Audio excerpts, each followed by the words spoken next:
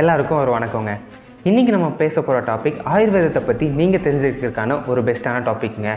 உங்கள் உடம்பு எந்த அமைப்பை சார்ந்தது அண்ட் உங்கள் உடம்புக்கு ஏற்ற மாதிரி எந்தெந்த ட்ரீட்மெண்ட் எடுக்கணும், அது எப்படிலாம் சரி பண்ணிக்கணும் அப்படிங்கிறது உங்களுக்கு தெரியுமா?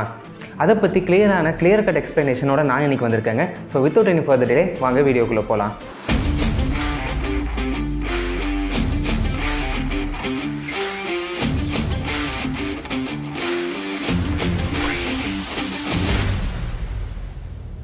அதாவதுங்க, நம்ம உடம்பு பஞ்சமகாபூதங்களால் ஆனது. அதாவது நிலம், நீர், காற்று, நெருப்பு, ஆகாயம். இந்த பஞ்சமகாபூதங்களோட கான்ஸ்டியூஷன்ஸை வச்சு 3 தோஷங்களாக நம்ம ஆயுர்வேதத்தில் சொல்லப்பட்டிருக்காங்க. அதுதான் வாதம், பித்தம், கஃபம் அப்படிங்கிற 3 தோஷங்கள்ங்க. இந்த 3 தோஷமும் நம்ம உடம்புல சமநிலையாக இருக்கும்போது நம்ம ஹெல்த்தியாக இருக்கோம் அப்படின்னும், இந்த 3 தோஷங்களோட சமநிலையை தவறும் போது ஒருத்தங்க நோய்வாய்ப்படுவாங்க அப்படின்னும் ஆயுர்வேத மருத்துவத்தில் கூறப்பட்டிருக்கு. அண்ட் இந்த ஒவ்வொரு தோஷமும் ஒவ்வொரு மனித உடம்புல ப்ரிடாமினண்ட்டாக இருக்குங்க. அதை வச்சு தான் அவங்க எந்த டைப்பான பிரகிருதி, அதாவது எந்த உடல் அமைப்பை சார்ந்தவங்க அப்படிங்கிறத நம்ம கண்டுபிடிப்போம். ஸோ மேக்ஸிமம் எல்லாத்துக்குமே 3 தோஷங்களும் ப்ரிடாமினண்ட்டாக இருக்காதுங்க. மெயினாக எல்லாத்துக்குமே 2 தோஷம் ப்ரிடாமினண்ட்டாக இருக்கும். அதுலேயும் ஒன்று ரொம்ப ப்ரைமரியாக இருக்கும், இன்னொன்று செகண்டரி, இன்னொன்று லீஸ்ட் ப்ரிடாமினண்ட்.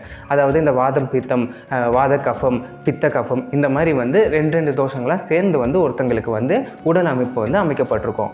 ஸோ இப்போ உங்களோட உடல் அமைப்பை எப்படி கண்டுபிடிக்கிறது, ஸோ வீட்டிலே இருந்து நாங்கள் எப்படி கண்டுபிடிக்கிறது, எங்களுக்கு இதெல்லாம் தெரியாது அப்படின்னு சொன்னீங்கன்னா, உங்களுக்காக நான் ஒரு 15 கொஷின்ஸோடு வந்திருக்கேங்க.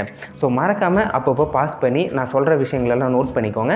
கடைசியாக எது அதிகமாக இருக்கோ அப்படிங்கிறத வச்சு நம்ம உங்களோட தோஷத்தை அனலைஸ் பண்ண முடியும். ஸோ 15 கொஷின், அதாவது 10 கொஷின் உங்களோட ஃபிசிக்கல் ஹெல்த் பற்றியும், 5 கொஷின் உங்களோட மென்டல் ஹெல்த் பற்றியும் நான் சொல்ல போகிறேன். ஸோ கேட்குற கேள்விக்கெல்லாம் ஏபிசின்னு ஆப்ஷன்ஸோடு இருக்குங்க. நீங்கள் ஆப்ஷன்ஸை மட்டும் நோட் பண்ணிக்கிட்டு வாங்க. கடைசியாக நம்ம உங்களோட பிரகிருதியை அனலைஸ் பண்ணலாம். ஸோ ஃபர்ஸ்ட் கொஸ்டின் உங்களோட பாடி ஃப்ரேம், அதாவது உடல் அமைப்பு எப்படி இருக்குது அப்படிங்கிறது. அதாவது நீங்கள் ரொம்ப ஒல்லியாக இருந்தீங்க அப்படின்னா ஏ, மாட்ரேட்டாக இருந்தீங்க அப்படின்னா பி, அல்லது ரொம்ப குண்டாக இருந்தீங்க அப்படின்னா சி. அண்ட் அடுத்ததாக வாக் அண்ட் டாக், அதாவது நீங்கள் பேசுகிறதும் நடக்கிறதும். ரொம்ப ஃபாஸ்ட்டாக நடப்பீங்க அப்படின்னா ஏ, ரொம்ப மாட்ரேட்டாக நடப்பீங்க அப்படின்னா பி, ரொம்ப ஸ்லோவாக நடப்பீங்க அப்படின்னா சி. தேர்ட் ஒன் பார்த்தீங்கன்னா வெதர் ஆல்டர்னேஷன்ஸ், அதாவது காலகட்டத்துக்கு ஏற்ற மாதிரி நீங்கள் எப்படி ரியாக்ட் ஆகுறீங்க அப்படின்னா. அதாவது உங்களுக்கு வெயில் அதிகமாக பிடிக்கும், சம்மரில் உங்களால் டாலரேட் பண்ணிக்க முடியும் அப்படின்னா ஏ. அதுவே இல்லைனா சம்மர் என்னால் தாங்கிக்கவே முடியாது, ஒரு வின்டராக இருக்கும், ஒரு கூலாக இருந்துச்சுன்னா நான் தாங்கிப்பேன் அப்படின்னா பி. அதுவே எந்த சீசனாக இருந்தாலும் பரவாயில்ல, எனக்கு எப்படி இருந்தாலும் ஓகேவாக இருக்கும் அப்படின்னா சி. அதை மார்க் பண்ணிக்கோங்க. அண்ட் அடுத்ததாக பார்த்தீங்க அப்படின்னா ஸ்வெட், அதாவது வேர்வைங்க ரொம்ப கம்மியாக இருக்குது, வேர்வை அதிகமாக வராது அப்படின்னா ஏ மார்க் பண்ணிக்கோங்க. அதுவே ரொம்ப அதிகமாக வருது அப்படின்னா பி மார்க் பண்ணிக்கோங்க. அதுவே மாட்ரேட்டாக இருக்கும், வேலை செஞ்சால் ரொம்ப வேர்க்கும் அப்படின்னா நீங்கள் சியை மார்க் பண்ணிக்கோங்க. அடுத்ததாக பார்த்துட்டிங்கன்னா பசி, அதாவது ரொம்ப இர்ரெகுலராக இருக்குது, பசிக்கவே மாட்டேங்குது அப்படின்னா ஏவை மார்க் பண்ணிக்கோங்க. அல்லது ரொம்ப அதிகமாக பசிக்குது அப்படின்னா பி மார்க் பண்ணிக்கோங்க. அண்ட் அளவாக பசிக்குது அப்படின்னா சியை மார்க் பண்ணிக்கோங்க. அடுத்ததாக ஸ்கின், அதாவது உங்கள் தோல் அமைப்பு, இது ரொம்ப ட்ரையாக இருக்குது, ரஃப்பாக இருக்குது அப்படின்னா ஏ மார்க் பண்ணிக்கோங்க.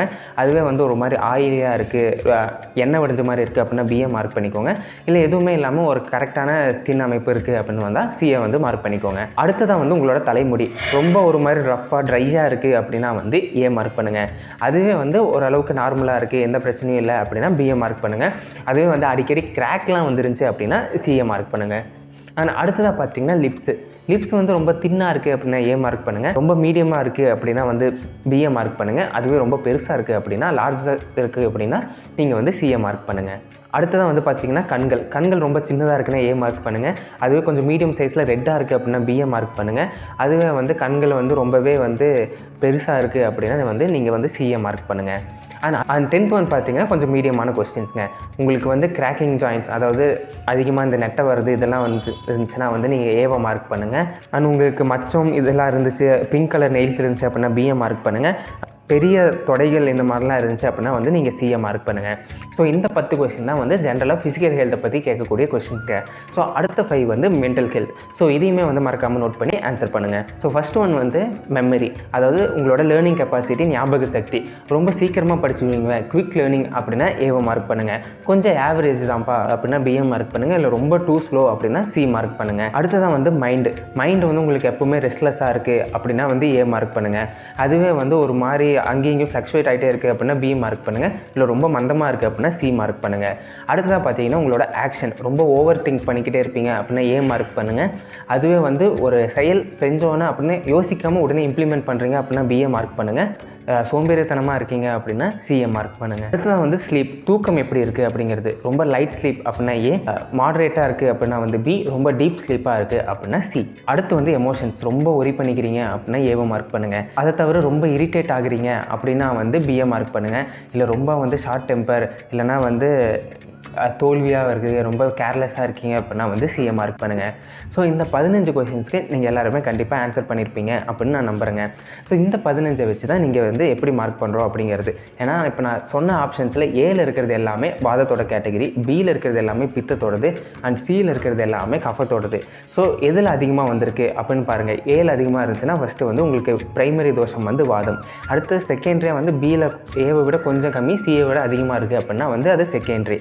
அது வந்து உங்களுக்கு வந்து பித்த தோஷமாக இருக்கும் பியில் இருந்துச்சு அப்படின்னா.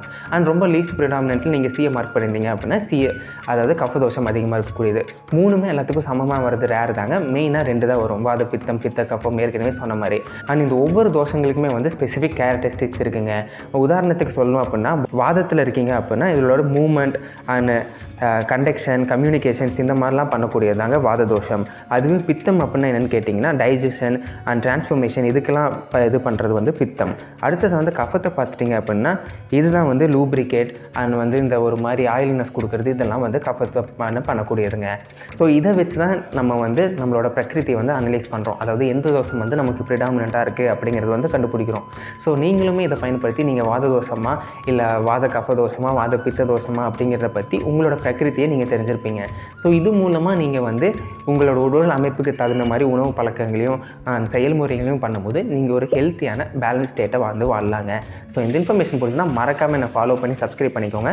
ஆயுர்வேதத்தை பற்றி மேலும் தகவல்கள் தெரியணும் அப்படின்னா கமெண்ட்டில் சொல்லுங்கள், நான் உங்களுக்கு நெக்ஸ்ட் வீடியோவில் சொல்கிறேன். தேங்க்யூ.